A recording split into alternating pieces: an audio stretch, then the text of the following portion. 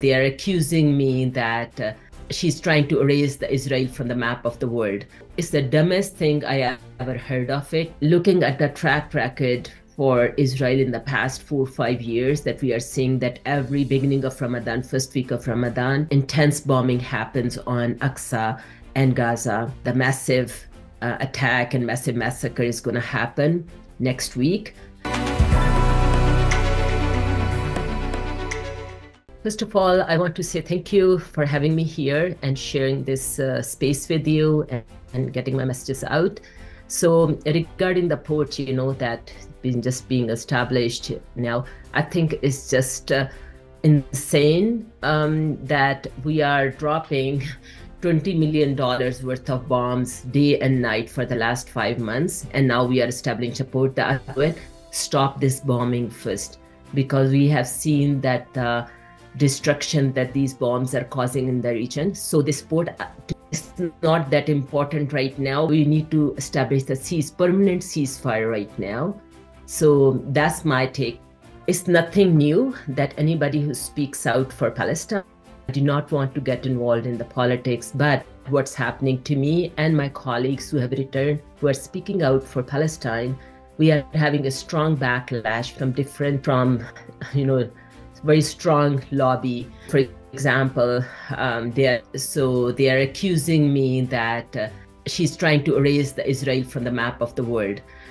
So it's the dumbest thing I ever heard of it. A few days after, so the map on my organization, actually somebody has to dig it out through our website and find out.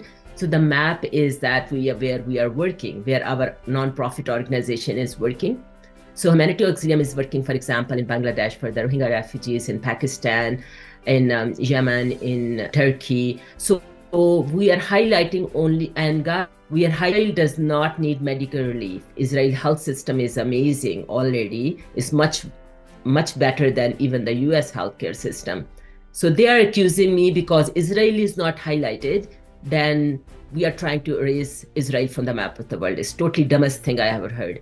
Second thing, they are saying that about, we do not have any access to the hostages. To me, all the humans are equal and as a physician, as a humanitarian, regardless of their race, regardless of their ethnicity, regardless of their religion. We try to provide medical relief to the marginalized communities around the world. Lots of people are trying to defame me on the social media, on writing the letters to the editors, reporters who interviewed me. So lots of backlash, but Allahul Mustan, we are ready for it. We will keep speaking out, for Palestinians, especially lots of majority of the people who are suffering through this war are innocent civilians, and large number of children and women who are suffering from it. And then we have seen that this war is bringing into the normal people who have escaped the bombing.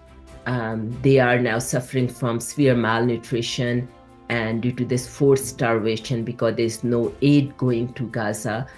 So people have started to die, and the number is already in double digits. So regarding the ceasefire, I truly hope and I truly wish for the permanent ceasefire. Our medical team is leaving in 2 days actually for Gaza. And I do not know what advice I should give it to them. Looking at the track record for Israel in the past 4 or 5 years, that we are seeing that every beginning of Ramadan, first week of Ramadan, intense bombing happens on Aqsa and Gaza. There is lots of fear. We are in touch with the UN and WHO people and Ministry of Health people in Gaza, and there is growing fear that a massive attack and massive massacre is going to happen this week actually, because Ramadan is starting tomorrow. Lots of organizations, especially UN and WHO, they are trying to evacuate their workers from Gaza outside and in the fear of this imminent massacre. This is very sad to see what's happening. And as far as we have heard that the negotiations a couple of days ago in Egypt failed, everybody is fearful, especially my colleagues, on the ground. They are in communication with me, and we do not know what's going to happen. But I fear for the innocent people of Gaza who are subjected to this war for the last 5 months. And now in Rafah, where we worked, Rafah and Khan Yunis, lots of people, about 1.7 million people, are taking the refuge. And that's what they're suspecting. They're anticipating that the massive massacre is going to happen. But nobody can predict, of course, these are at the higher political levels, but everybody is fearful on the ground, including myself here. I'm getting lots of messages on my personal social media, through the emails, through the organization website, from Pakistani people.